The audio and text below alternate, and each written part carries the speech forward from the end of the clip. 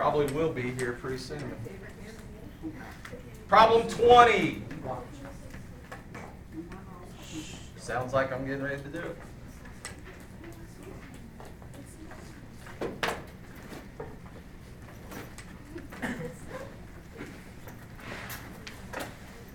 They tell us, it says, find the value of each variable in the parallelogram. So we have a parallelogram here. If I write something wrong, please tell me.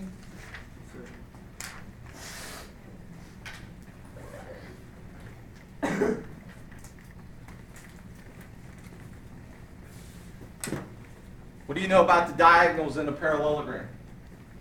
What do they do to each other? That's true, they intersect. What else? Maybe.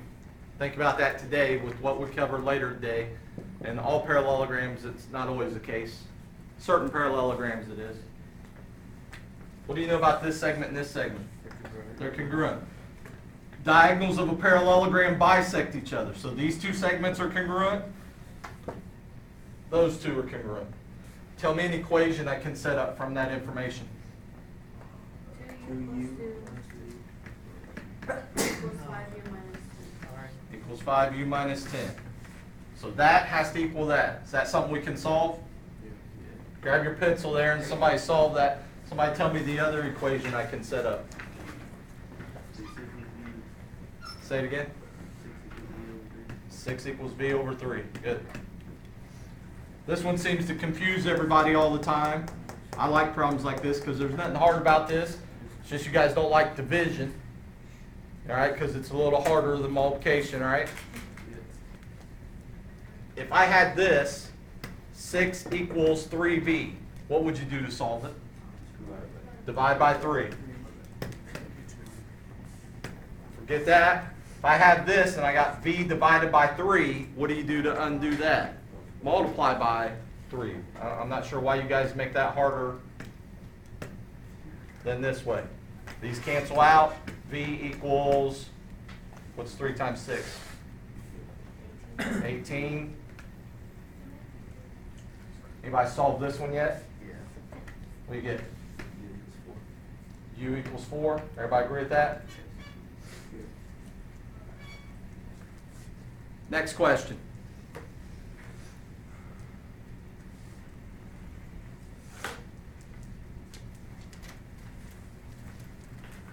Everybody understands all this stuff about parallelograms. It's going to get harder today because we're going to actually branch off of parallelograms, and you got all these other properties that you're going to have to keep straight in your head. Aiden, can you handle that? Can you keep stuff straight in there? No other questions? Everybody understands parallelograms. I should miss more often, Devin, because Mrs. Evans did a smashing job teaching it to you, right? I don't know what that is. Oh, okay. That worries me a little. Huh? 45? Same page? Is it on the 372 part or the other 381? I don't know. It's on the 372. 372 part? 43. 43? All right, what I want you to do here, get out a clean sheet of paper so you have a piece of paper out for your notes, and I want you to copy down what I'm getting ready to put up here. So this is like the start of your notes for today. If you want to, this is just like an extra.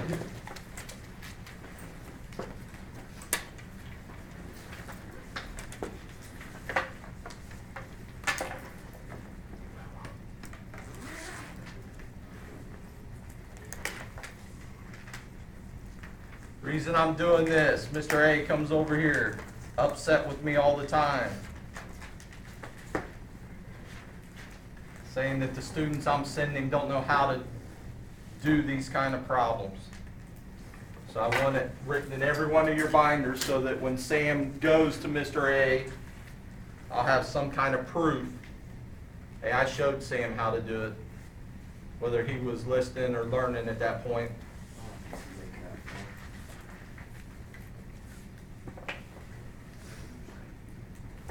TSU, that's this angle, is 32 degrees.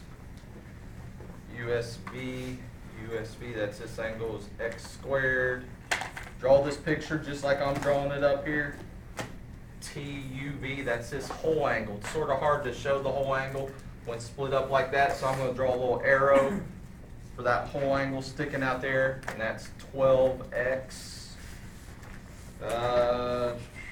And they tell us that this angle is an acute angle. I'm not sure. Usually they don't tell you stuff like that, so that it must mean something.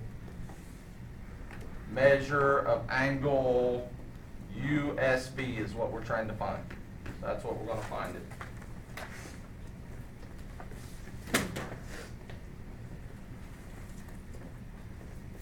What do you know about opposite angles in a parallelogram? That's consecutive. One's right next to each other, have to add up to 180. What do we know about angles that are across from each other? They got to be the same. So looking at this, tell me an equation I could set up if I know this whole angle has to equal that whole angle. 32 plus x squared equals 12x. So this plus this has to equal that whole thing, right? That's what we're going to write down. I'm actually going to write it a little backwards from what Shelby said. I'm just going to say x squared plus 32 equals 12x. Give you a second to write that down. That's our equation. What's not nice about that equation compared to what we usually have? Got an x squared in it. Anybody remember from last year in algebra, how do you solve quadratic equations, problems that have x squareds in them? Sometimes we can take the square root, right? This time, since it's got an x term in it, we can't do that. Okay? So what we got to do, we got to get everything on one side and 0 on the other side. So the first thing I'm going to do, subtract 12x on both sides. So I'm going to subtract 12x on both sides. I know Ricky thinks that I'm having him write this down just because I like seeing him do some kind of work. Might be a little foreshadowing here to the next test about what kind of problems might be on there. Can I put the x squared and the 12x together? Not like terms. None of these are like terms. So all I can do is write it. And hopefully from algebra last year, you remember when you write it, put it in some kind of order. So it goes x squared minus 12x plus 32. You want it in descending order. Got the squared, got the variable to the first power, then you got no variable. So you want it in descending order. What's still on the right-hand side over there? 0. And you need that 0. Don't say, well, 0 doesn't mean anything. Yeah, 0 is a number. It's just like any other number. You got to have it over it.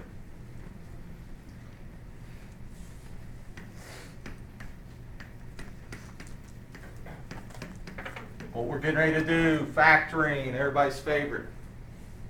Goes back to the division thing that we were talking about earlier. Everybody likes division so much because that's what factoring is division.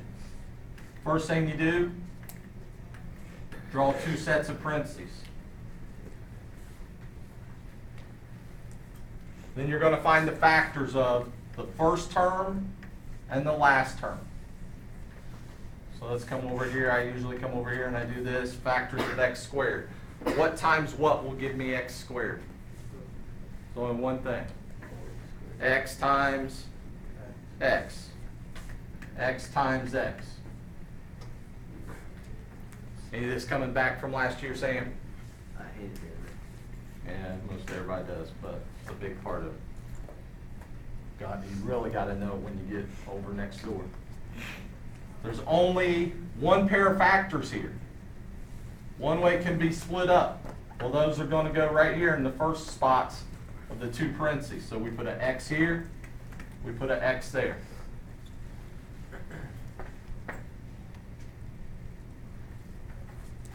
Then we find the factors of the last term.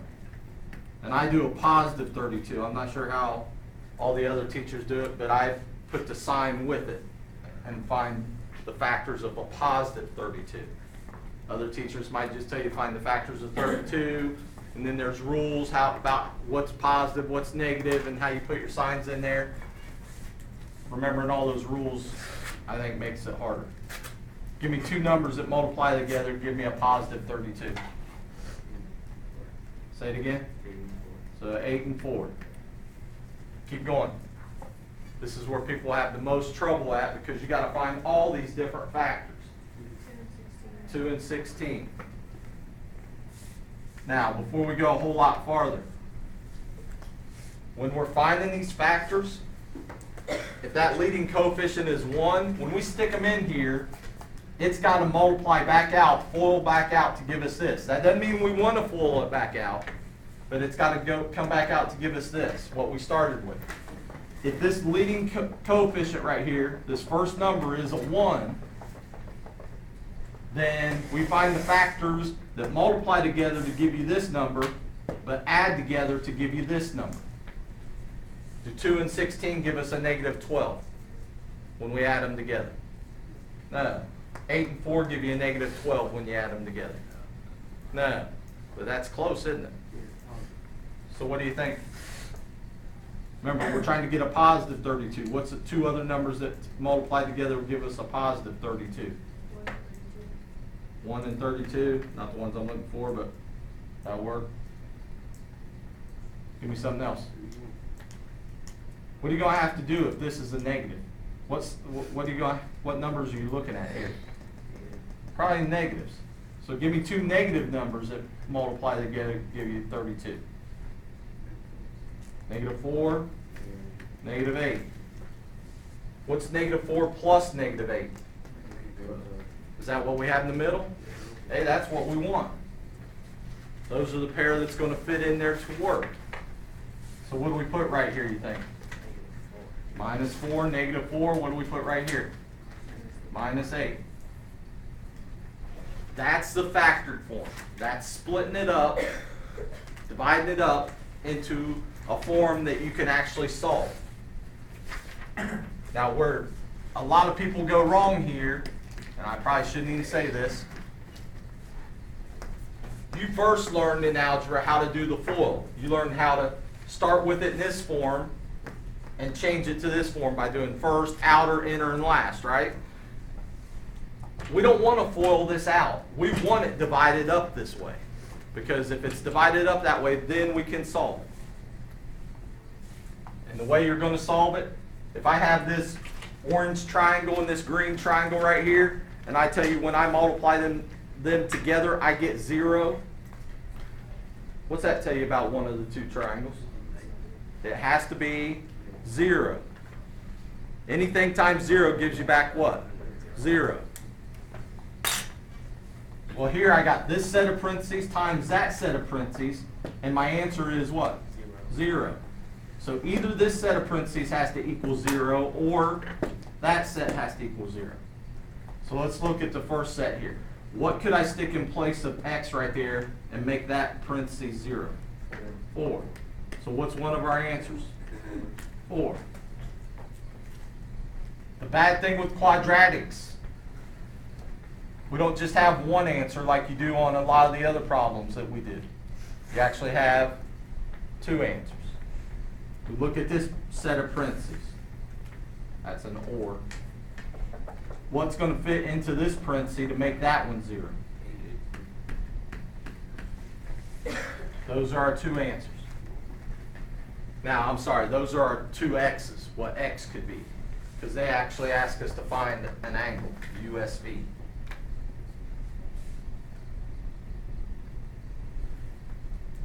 A lot of times you'll have answers that won't work for some whatever reason. So we go back up here, let's look at this. They told us, I wondered why they told us this. They told us that this angle right here had to be what? A cube. If I stick 4 in there, what's 12 times 4? 28 degrees. Is that an acute angle? So that might work. If I stick 8 in, what's 12 times 8? Grab your calculator, you're supposed to have them out anyway. 96, is that an acute angle? So will the 8 work? If that's 96, is that going to work? So it's called an extraneous solution, a solution that works mathematically but doesn't work for what we need it to do. All right? So the 8 won't work. So what do we know x has to be this time? 4. Now they actually ask us to find the measure of angle USV. USV. That's that angle right there. How am I going to find the measure of that angle? Plug in. So what, in place of x right there, what do I stick in? So 4 squared.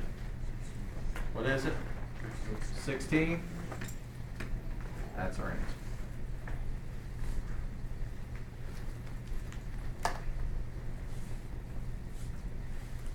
Let's do this real quick. Anybody tell me, $1 million question here.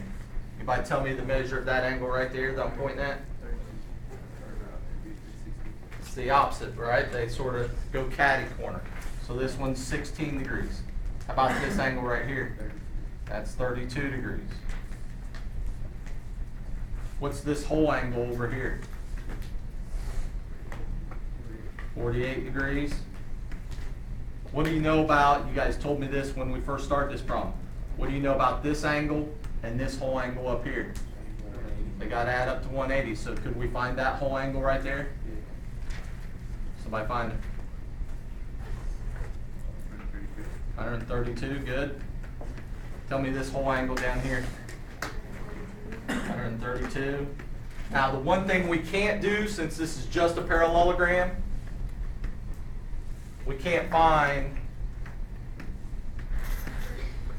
those 4 separate angles right at the moment.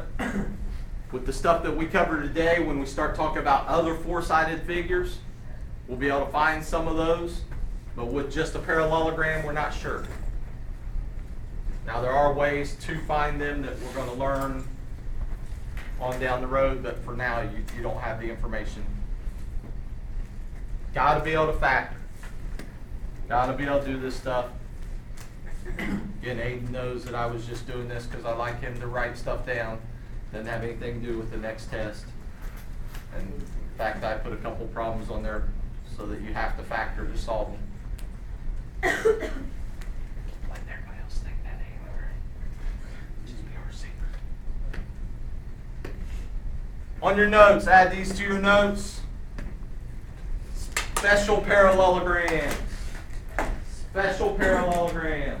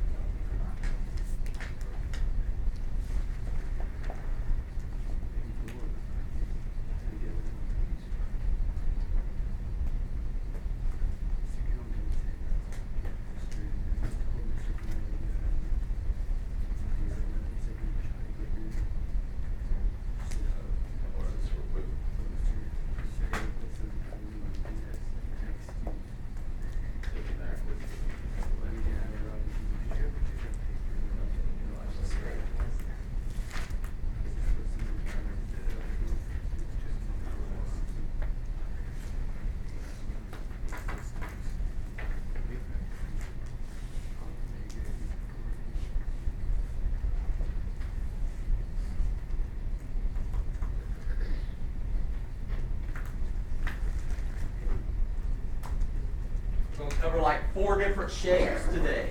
5 actually. 4 of them we're going to talk about a little more in depth. Got to know the properties. So there's all these, and we're going to draw a chart here in a minute. There's all these different 4-sided figures. And you guys have a bad habit of every time I hold up a four-sided figure, calling it a what?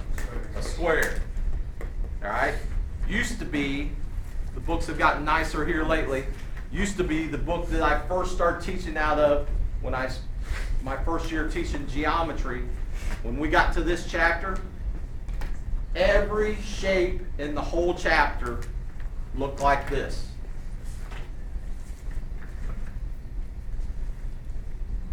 Every single shape. And what would happen is Caleb would call every shape he's seen a square. And that's not the case. You got to go by the information you're given to be able to say, what shape is this? Is it just a parallelogram?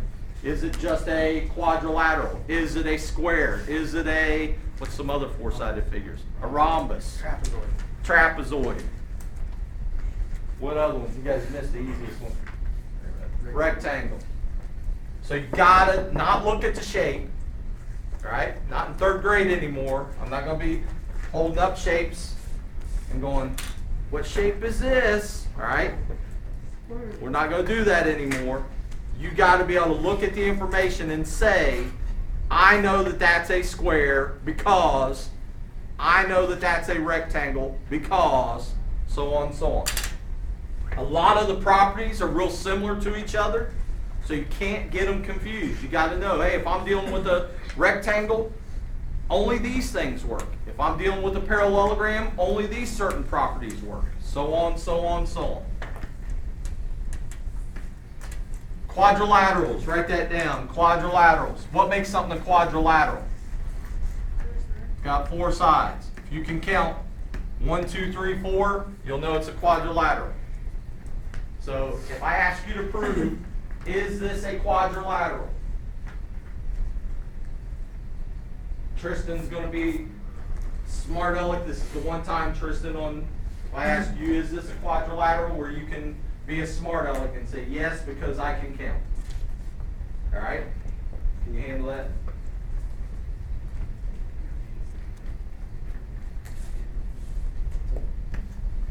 Off of that, we talked about these shapes last time. Off of quadrilaterals, there's a branch that involves what? What shape? What did we talk about, or what did you guys talk about last time? What kind of shapes? Parallelograms. What makes something a parallelogram?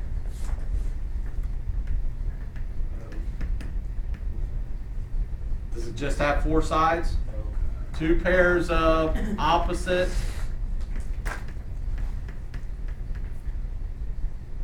what's true about the opposite sides? Sides are parallel. Two pairs of opposite sides are parallel. That makes something a parallelogram.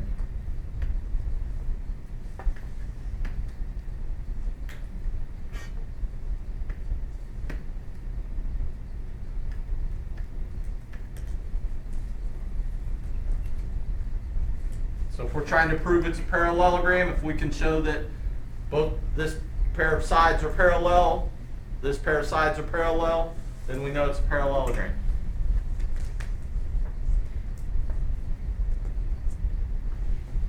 What's that?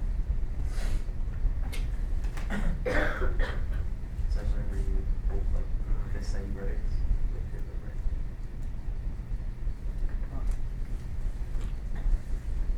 Off a parallelogram. If a shape's a parallelogram, is that the best name you can give it? The most descriptive name you can give it? What are some other four-sided figures? Rhombus, rectangle, trapezoid. The next one, off a parallelogram. So all these shapes, this shape, if I drew a rectangle up here, and if I told you that's a rectangle, what other name do you know it could be called? Could be a what? Parallelogram? Parallelogram. It could also be a quadrilateral. Right? It's like a family tree here. This is rectangle fits in this family tree.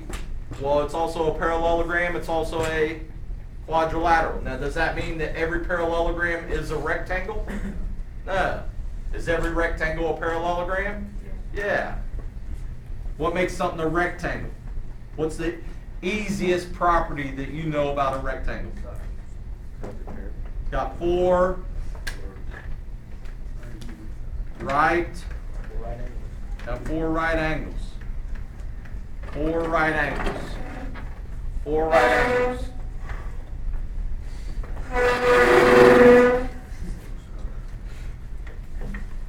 It's got four right angles. Makes something a rectangle. If you hurry up, you can get caught up here.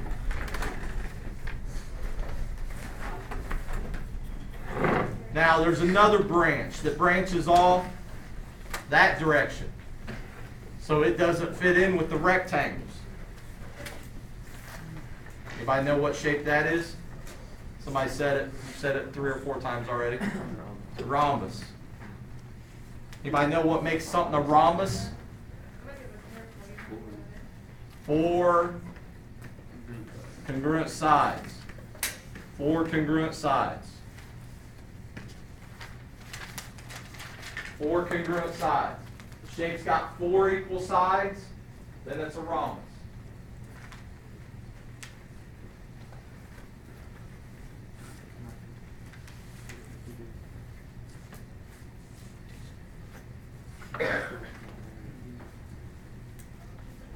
Now, what do you notice about these two things right here? 4 right angles, 4 congruent sides. If you hear those two things together, normally you think of what? A square. Guess what happens when you mix a rhombus and a rectangle together? You get a square. You get a square.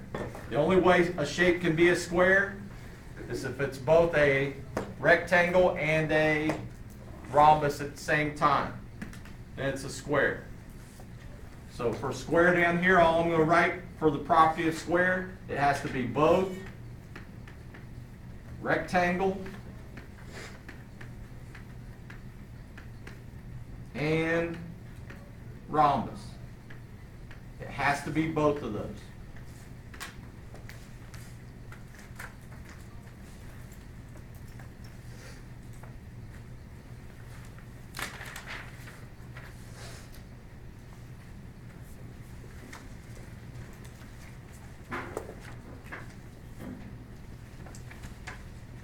Maverick Peck, the mad scientist, has got this breeding set up out in his barn. And he's breeding rectangles to rhombuses. What kind of shape is he getting when he's breeding those together? A square. Some kind of crazy mad scientist putting those together. So we're going to be checking as you go down through this.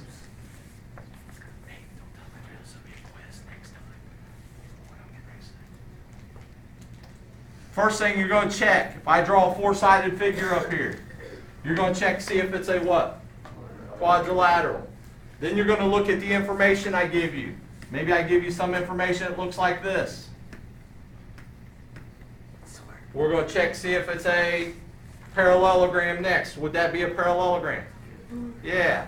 Then after we say, okay, we know it's a quadrilateral, we know it's a parallelogram, do we just stop there and say that's the best name we can give it? No, then we check these other two. All right? Now, with the information I've given you, can you say it's a rectangle? No. So do I just stop there and say, okay, it's got to be a parallelogram? No, then I also check to see if it's a rhombus. So I go over here, I check to see if it's a rhombus. With the information I've given you, is it a rhombus? We're not sure, are we? If it's not a rhombus, it's not a rectangle, what is the best name that we can give it? Parallelogram. All right? And that's what you're going to have to do. Now, what if I did something like this? I stuck that in there. We check to see if it's quadrilateral. Is it a quadrilateral? Yeah, it's got 4 sides. We check to see if it's a parallelogram. Is it a parallelogram? Yeah. Then we check to see if it's a rectangle. Rectangle's got to have 4 right angles. Well, this has only got 1 right angle. But what do you know if it's a parallelogram? What do you know about these angles? They're congruent to each other. So if that's 90, what's this one got to be? 90. What do you know about these 2 angles if it's a parallelogram? They add up to 180. So if that's 90, how much is this one? 90. What do you know about those two? 90. Is it a rectangle? Yeah. Do we just stop there and say, okay, rectangle?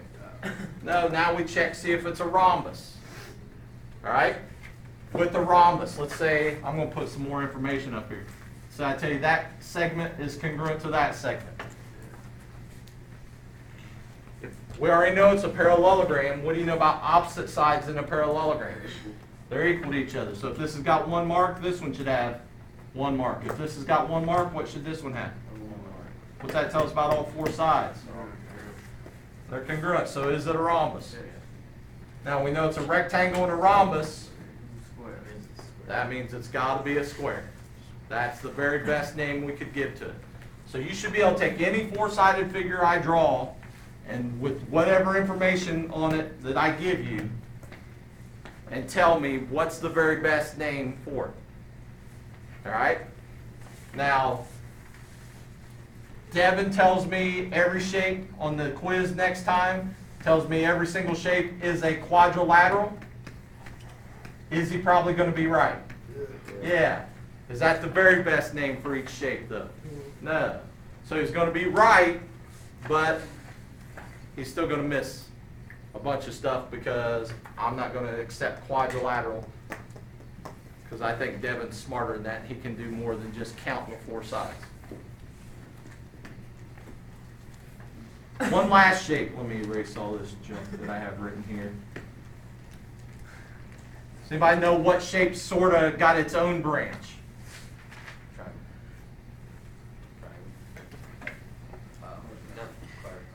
I was wrong about everybody being able to count. What? Trapezoid. Trapezoid, thank you. Yes. It's a trapezoid. Love trapezoids. Now, with trapezoids, we got to be careful, because I'm going to explain all this to you, and then you're going to go down the road and somebody's going to tell you something completely different.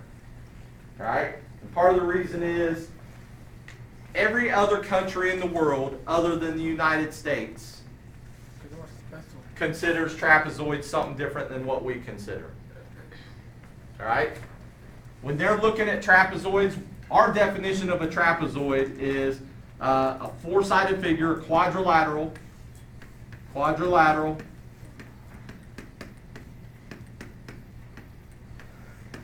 with one pair of parallel sides. That's our definition. That's changed here in the last few years, because now we're trying to accommodate every other country also and get in with what they're telling us or what they're using. And what they do with the trapezoid is they put a trapezoid right in here. So we would check, see if it's a quadrilateral, then a trapezoid, then a parallelogram. If they put their trapezoids right here, then every parallelogram must be a what? Trapezoid. All right? We've never thought of it that way in the United States. But that's the way every other country thinks of it. And all they do to change this definition, it's a quadrilateral with at least one pair of parallel sides. So how is that changing it? Because it's saying it could have one pair, but it could also have two pairs of parallel sides. All right, so a trapezoid could go here, could go there. Most new books, by the time you guys grow up and you have children and they're in school, it's probably going to be there. It's not going to be over here by itself anymore.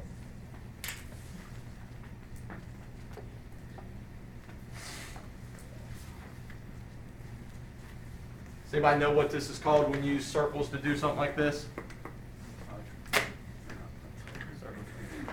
A Venn diagram. The Venn diagram. Well, that's a weird Venn diagram. All right, Venn diagram. Notice Venn diagram. All these shapes are what kind of shape? Quadrilaterals. Then we have this shape of parallelograms. What do you notice about rectangles, squares, and rhombus? They're all parallelograms. Notice rectangles and rhombus, where they meet at, that's a square.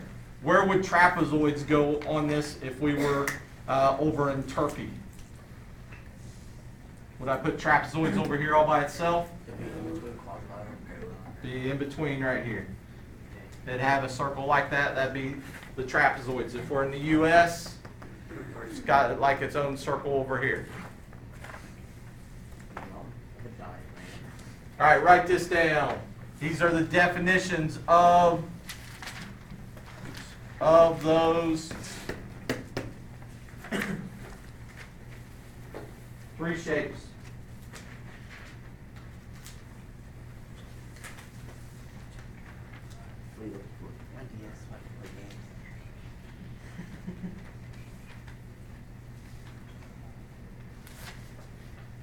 You're right. I got a pile of makeup work somewhere that it's gotta be all fun.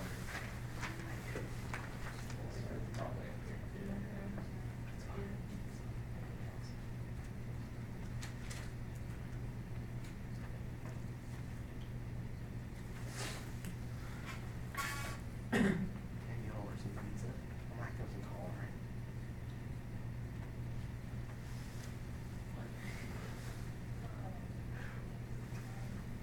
Stuff that I should have graded this weekend, but I was too lazy.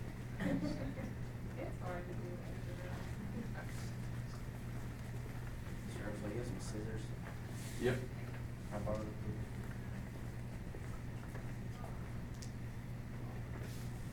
You're gonna make a mess in my room.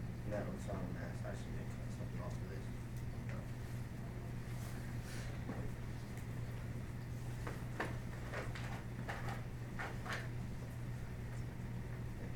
I know he's strong with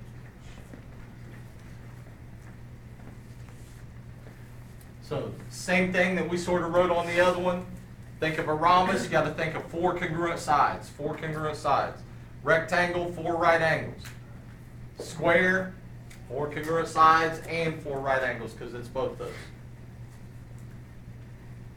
It work?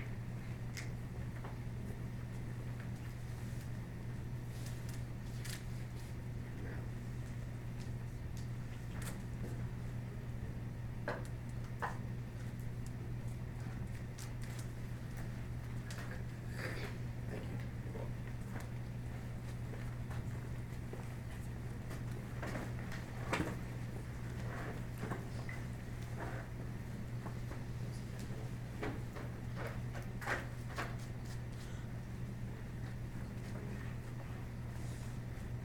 Do the parallel sides of the trapezoid have to be opposite of each other?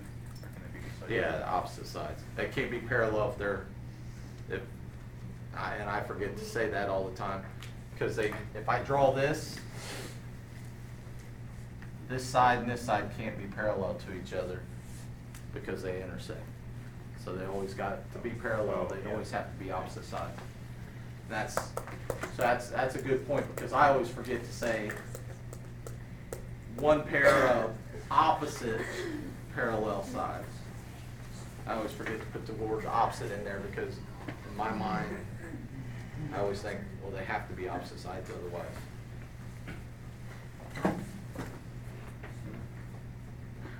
So, key thing for a rhombus, four congruent sides, four equal sides. Key thing for a rectangle, four right angles. If it happens to be a square, then both those things are true. Now, since all these are parallelograms, you still know a bunch of other information about it. Like, let's look at this rhombus right here.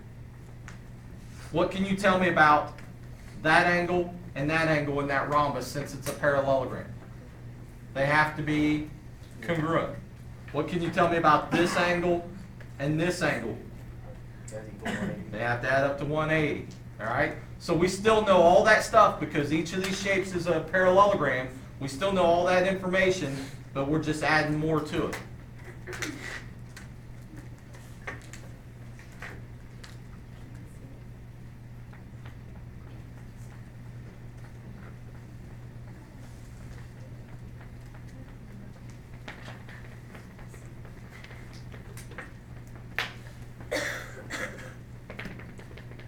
Right. First, the rectangle. Go ahead and write these down. Notice I was trying to be nice today. What's that first one say? We wrote down, or you wrote down like 5 or 6, 7 properties of a parallelogram last time in the notes, right? Instead of writing them all down again, I'm hoping Levi sort of has those in his head already. So let's just write down all the properties of a parallelogram. So all those properties you wrote down, we know work for this rectangle, but we're not going to write them all again every single time.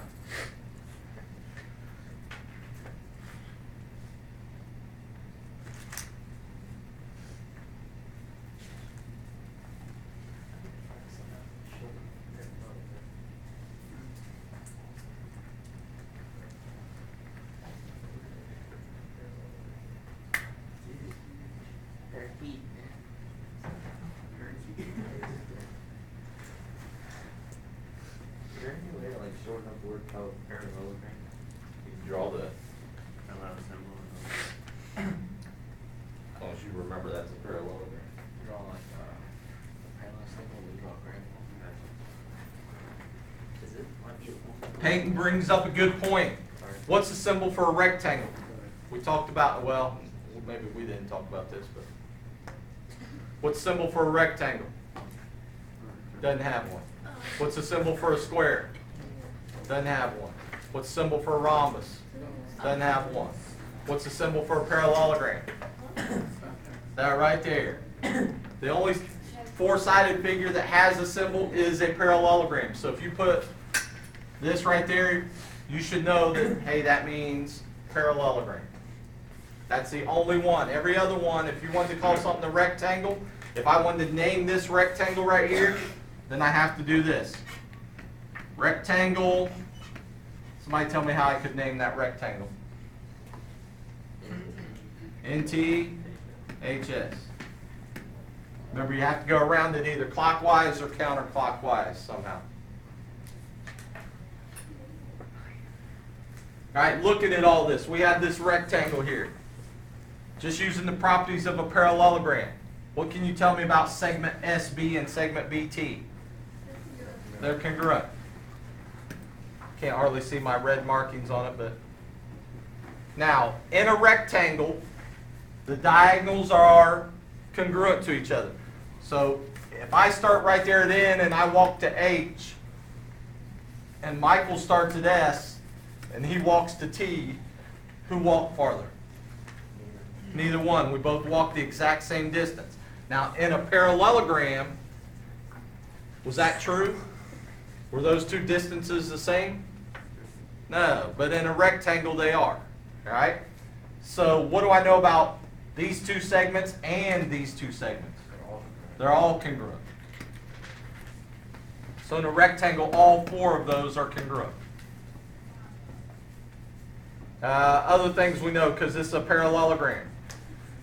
What do you know about angle? This angle down here, angle S, and this angle up here, angle T, the whole thing. They're congruent. How about those two angles? They're congruent. Now, are these two angles congruent? No. But I do know that this angle is congruent to that one. Brandon helped us out earlier with that parallelogram. They're sort of opposites of each other, right? And the reason for that, what kind of letter do I have there? What kind of angles are those when you draw Z? Alternate interior, good. Alternate interior. And we could use the same thing on these two angles. They got to be congruent. Could use the same thing on these two angles. Guess what's true about these two angles, though, in relationship to those two? They're all 4 congruent. So that, and that are all congruent. Same thing with these. Those are congruent to those other two. All kinds of information here. What do you know about these two angles in the middle here? They're vertical angles, so they have to be congruent. How about these two angles? Vertical angles, so they have to be congruent. What can you tell me about this triangle right there? What kind of triangle is it? It's isosceles, since those two sides are congruent. What do you know about these two triangles? They're congruent. It's isosceles. What do you know about these two triangles? They're isosceles, maybe equilateral, and they're congruent to each other. All kinds of information. I was running through that because are you ever going to need all that information, every single problem? Probably not. You're going to have to pick out, what do I need to know this time? What do you know about all four angles in this four-sided figure? They add up to 360 degrees. You might want to write that down somewhere. All these shapes, all four angles always add up to 360. That's the first thing we covered this chapter. Always add up 360 degrees. What do you know about the three angles in this triangle right here?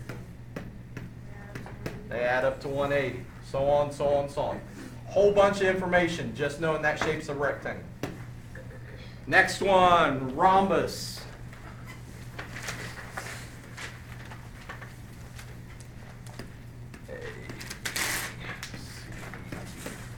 That's my rhombus. Doesn't look real good, but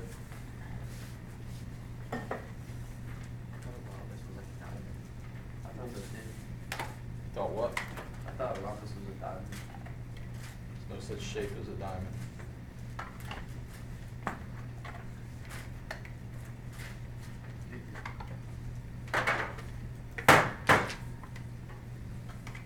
What's that? A diamond?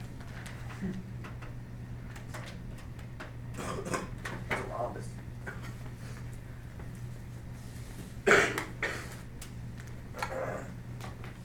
Catch it.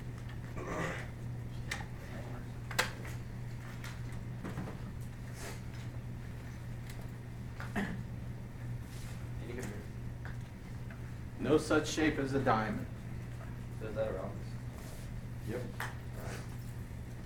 And you go back in third grade, we called it a diamond.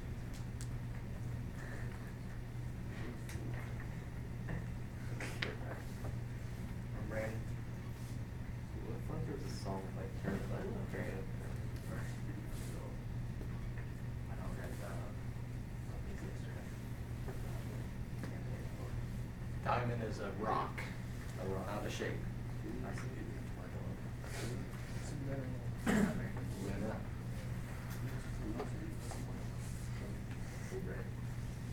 So 8 and something like the other classes, they won't learn anything about this one.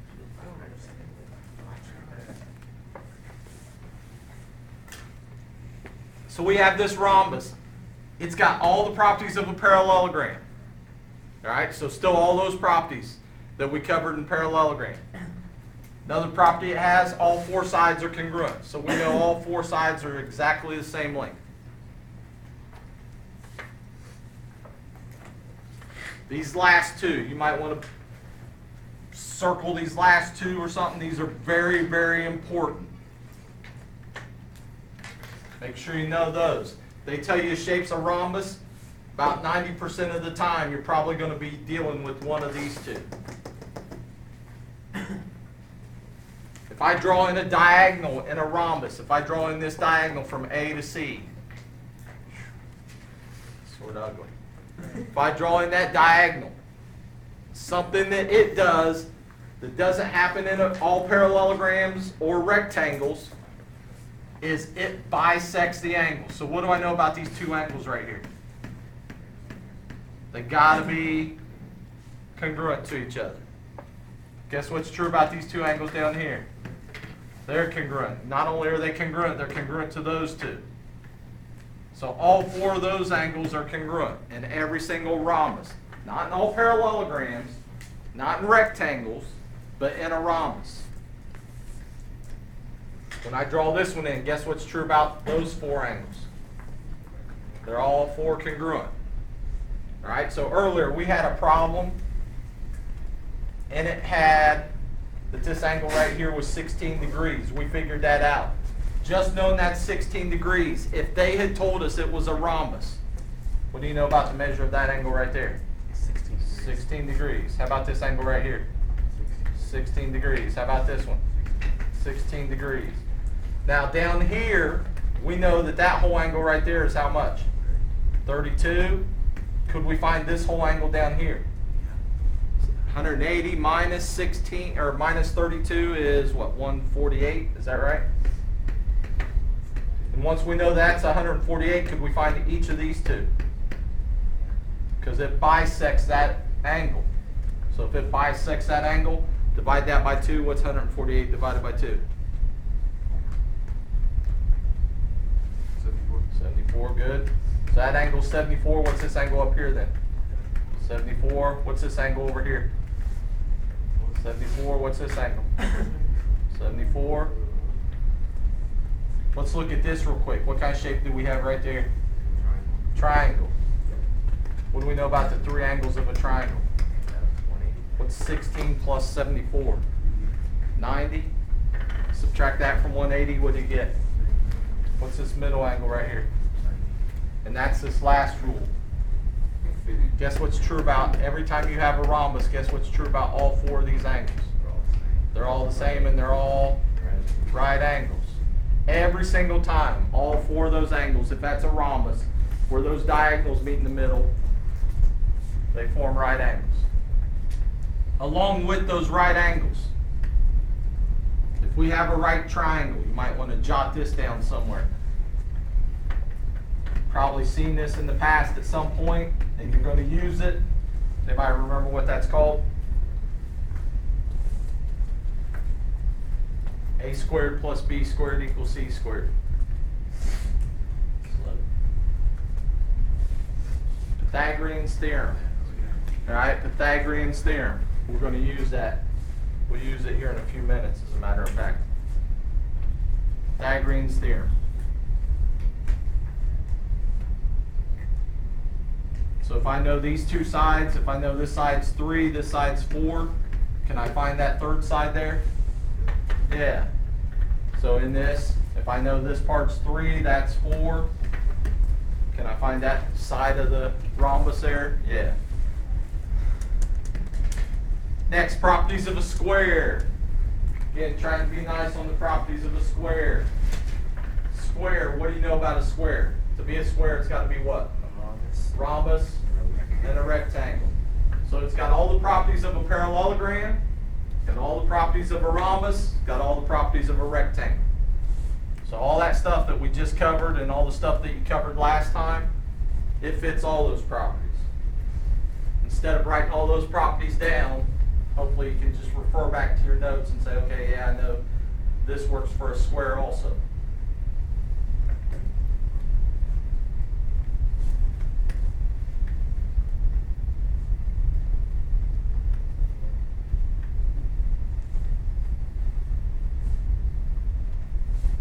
It's got all the properties of a rhombus, and I draw in the diagonals.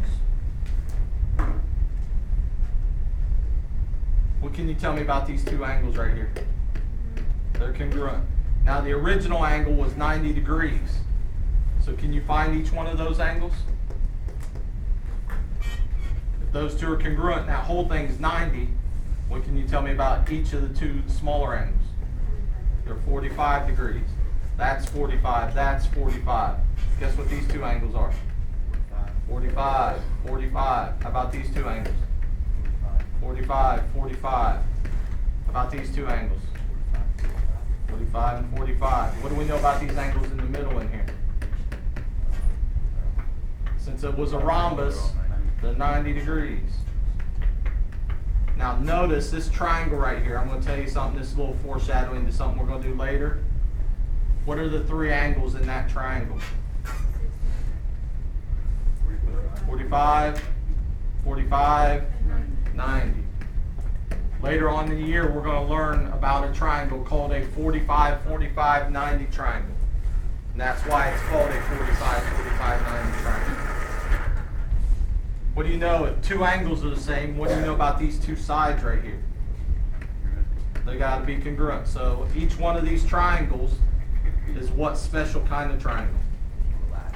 Not equilateral. Isosceles. It's got at least two congruent sides. It might be equilateral, but we're not sure. No, it can't be equilateral. I'm sorry. It can't be. So 45, 45, 90. The other name that we could give each one of these triangles, it's a right triangle and it's an isosceles triangle. Math people are real creative. So they call those isosceles right triangle. 45, 45, 90 isosceles right triangle, same thing. Some math people get a little more creative and they call it a right isosceles triangle. That confused you, Jeremiah.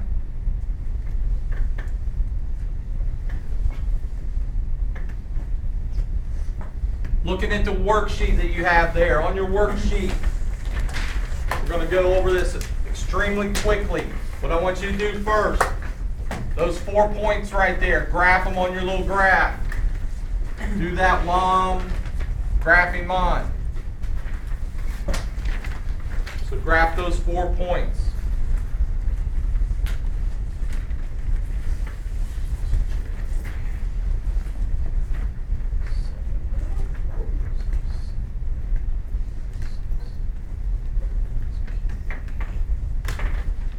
Remember, the x coordinate's the first number, tells you how much to go left or right.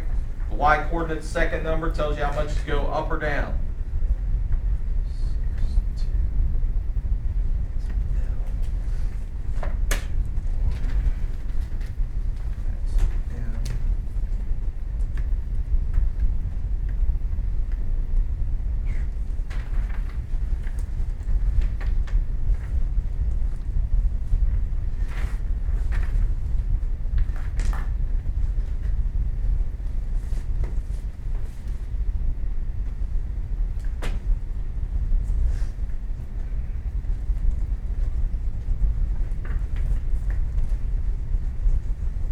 Positives to the right. Everything on this one's positive. Positives are to the right and up.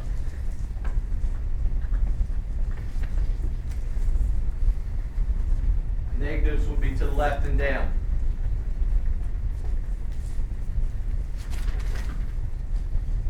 We're going to go down through our chart. Through that little chart up here that you guys had. I'm just going to draw it very, very quickly. We got quadrilaterals, we got parallelograms, we got rectangles, we got rhombus, and down here we got a square.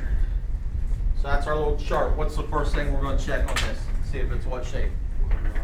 Quadrilateral. Is this a quadrilateral? So let's write that down. Yes, it's a quadrilateral. How did we know it was a quadrilateral?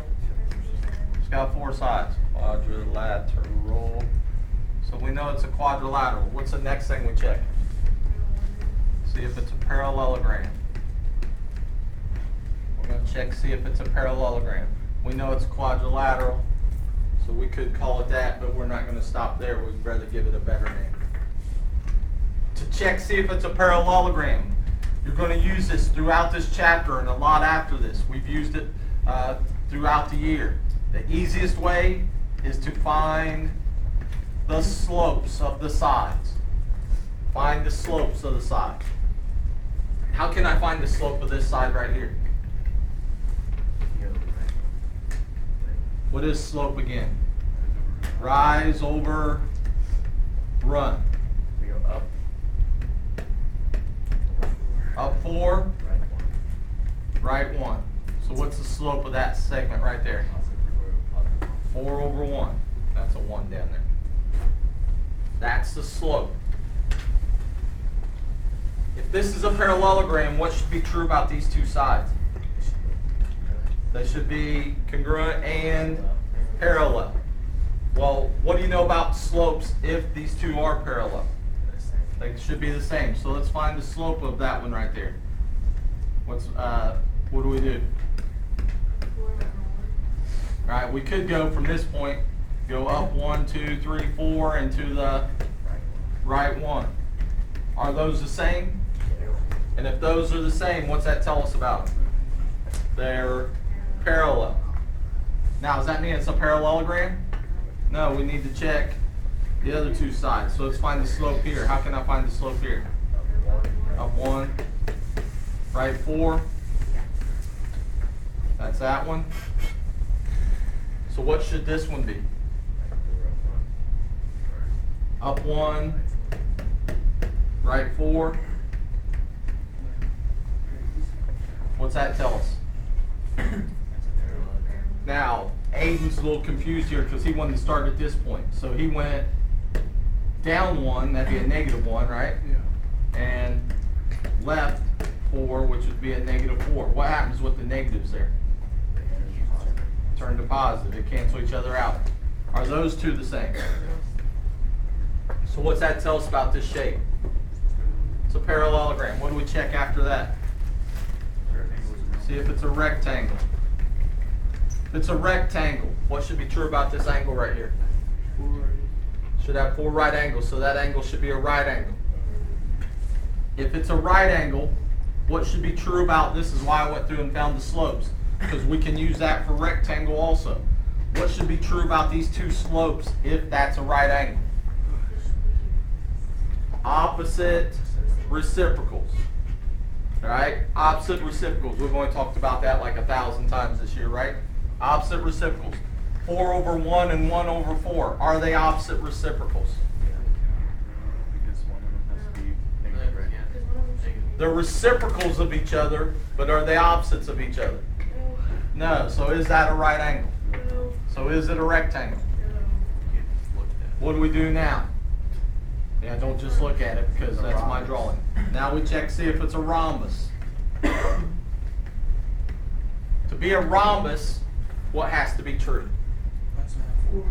4 congruent sides. All 4 of these sides have to be congruent to each other. When we get to rhombus, it gets to be a little harder because now we've got to find the lengths of these sides. What do we use to find the lengths of those sides? The distance formula right there. Distance formula. So, you guys have your paper there. Somebody's going to help me out here in a second. M and J. Somebody tell me the x coordinates for M and J. Oh, for M? X coordinate for M, what is it? 2. For J, what is it? 3.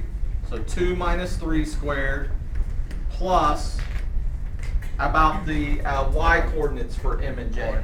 5. 1 and 5. Does everybody see where Joe's getting those from? Distance formula. Using these coordinates, those coordinates, you're going to find the length of it. I'm going to do a whole bunch of this in my head. You could use your calculator if you want. 2 minus 3 is -1. -1 squared is 1. 1 minus 5 is -4. -4 squared is 16. We got the square root of 17. That's not going to come out all nice and even. I don't have a calculator, so I'm just going to leave it that way. How long is that segment right there then? Square root of 17, whatever that number is. What should the length of this segment be then? Square root of 7. Should be the square root of 17. So what 2 points are we using this time? J and K. Somebody tell me the x coordinates for J and K. 3 and 7. So 3 minus 7 squared plus, what's the y coordinates? 5 and 6. 5 and 6. If you look at your paper, you should be able to find all these, right? 3 minus 7 is -4. -4 squared is 16. 5 minus 6 is -1. -1 squared is 1. 16 plus 1 is... What do you notice about those two? So what's that tell me about this segment and this segment? Now, here's where you got to use your brain a little bit. Do I need to find this segment? No. How about this one? No.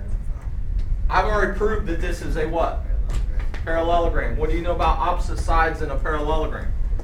They got to be congruent. So if this is square root of 17, how long is this one down here? How about this one over here? So all 4 of those sides are congruent. Is it a rhombus?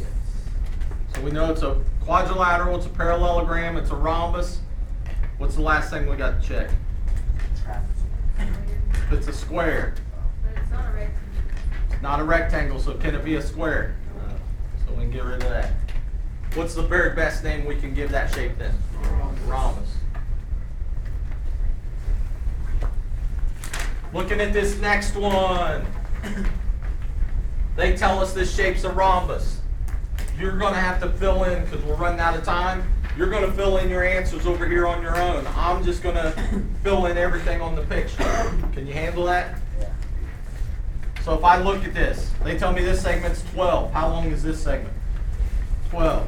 Diagonals bisect each other. So if that's 12, that's 12. That's 16. How long is this one? 16. What do you know about this angle right here? 90 degrees. What do you know about this angle? 90. This one? 90. 90. This angle's 53. The diagonals in a rhombus bisect the angle. So if that's 53, what's this angle? 53 right here. What's this angle down here? What's this angle? Anybody tell me something about that whole angle right there? Equals 106 degrees. What do you know about that angle and that whole angle down there? Add up to 180. 74 degrees. So that's that whole thing. How can I find this little angle right there? 74 divided by 2. Grab your calculator. What's 74 divided by 2? 37. What's this angle? 37. What's this angle up here? 37. What's this angle? 37. All this is coming from the fact that we knew that that was a rhombus. The only thing we haven't found yet is the lengths of these four sides. What do you know about those four sides? They're all congruent. Now, yes. Yes. Sure. If I look at that triangle, what kind of triangle is that? I'm going to take your stuff with you. It's a right triangle. If it's a right triangle, and I don't know that side and I'm trying to look for it, I can use Pythagorean's theorem. A squared plus b squared equals c squared. These are your two legs. What's the length of one of those legs this time in this triangle? 12. How about the other leg? 16.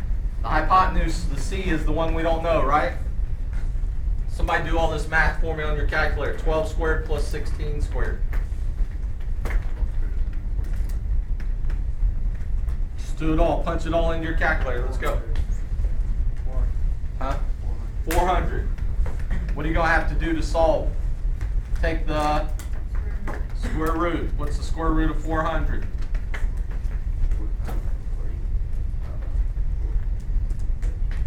If I do the square root of 400, I'm not letting you out here until 20. So how long is this side? 20. How long is this side? 20. How long is this side? This side. Because it's a rhombus, all four sides have to be congruent. Do we know the length of every segment in that picture? Do we know the measurement of every angle? Yeah.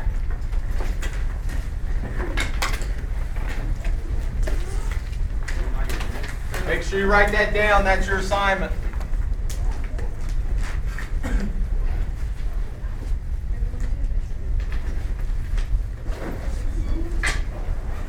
On that, I'll tell you. Test.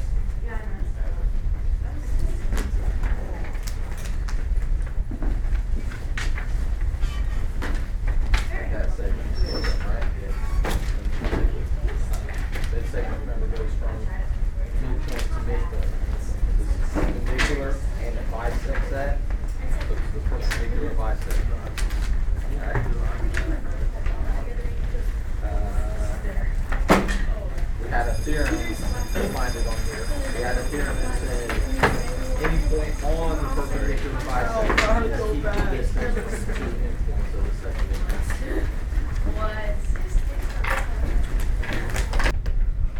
On this next one, we're going to do the same thing. We're going to fill all this in.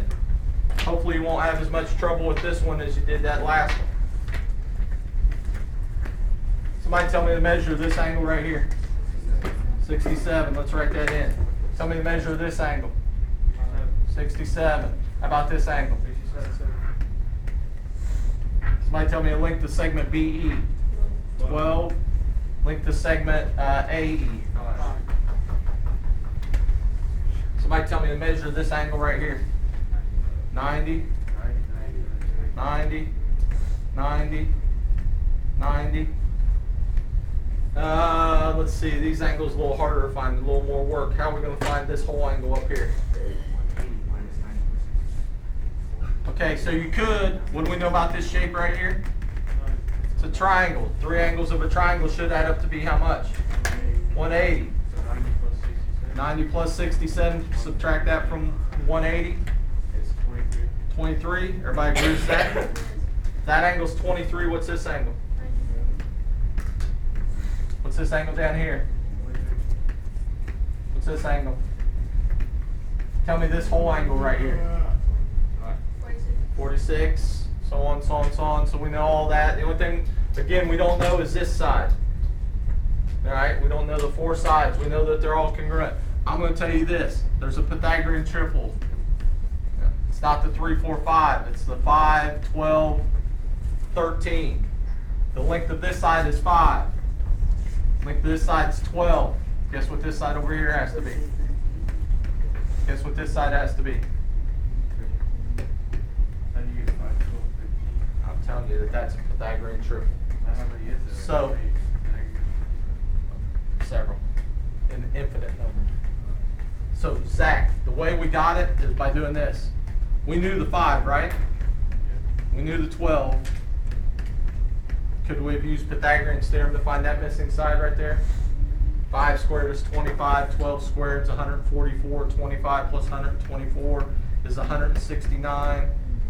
Take the square root of 169.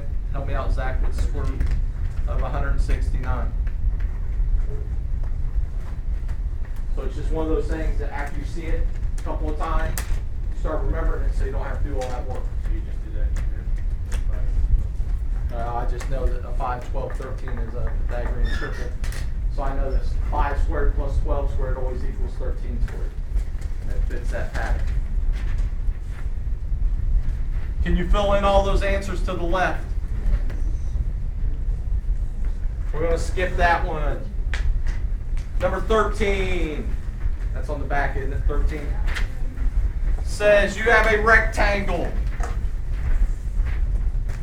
The diagonals in that rectangle. What do we know about the diagonals in a rectangle? They're congruent. So what do I know about these two expressions? They're congruent to each other. So we're going to set up the equation. 3x plus 4 equals 4x minus 1. Solve that. Write down that equation. Solve it there on your paper.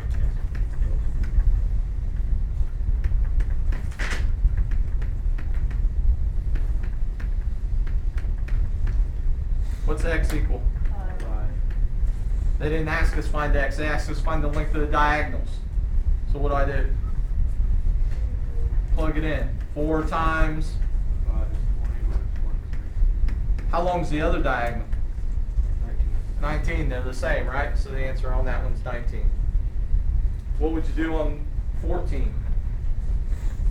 Same thing. Exact same thing. That one is a little harder. What could you do to start it off once you set up your equation? Multiply everything by 2, right?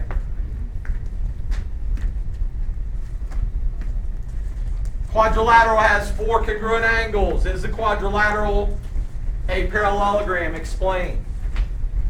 It's got 4 congruent angles. All 4 angles of any quadrilateral got to add up to be how much? 360. So if we divide that by 4, what's that give you? 90. So all 4 angles are 90 degrees. Is that quadrilateral a parallelogram? Yeah, because it's a rectangle, and all rectangles are parallelograms. Next one, a quadrilateral has 2 consecutive right angles. If the quadrilateral is not a rectangle, can it still be a parallelogram? So it's not a rectangle, but it's got 2 right angles in it. Can it be a parallelogram? Let's draw it and see. So it's got 2 consecutive right angles. We're asking, can it be a parallelogram? Well, if it was a parallelogram, what could you tell me about these? They're congruent, so it'd have to be what? 90. How about these? Have to be 90. Well, now all of a sudden we've made it into a what? A rectangle. And they told us it wasn't a rectangle, so can this be a parallelogram? No. The last one. Will the diagonal of a rectangle ever divide the rectangle into 2 isosceles triangles? Yes, if the rectangle is a what? What's the special name? Square. Square. If the rectangle is a square. The rectangle is a square, then it's going to split it into isosceles triangles.